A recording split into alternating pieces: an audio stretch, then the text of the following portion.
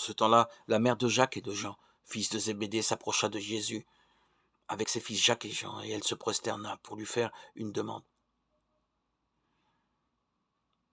Jésus lui dit, « Que veux-tu » Elle répondit, « Ordonne que mes deux fils que voici siègent l'un à ta droite et l'autre à ta gauche dans ton royaume. » Jésus répondit, « Vous ne savez pas ce que vous demandez. Pouvez-vous boire la coupe que je vais boire ?»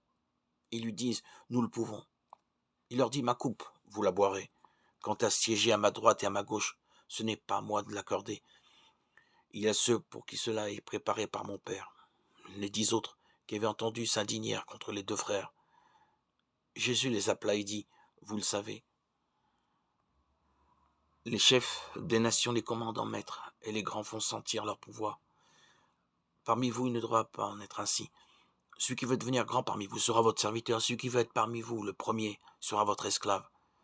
Ainsi le Fils de l'homme n'est pas venu pour être servi, mais pour servir et donner sa vie en rançon pour la multitude. » Évangile de Jésus-Christ selon saint Matthieu 20-28.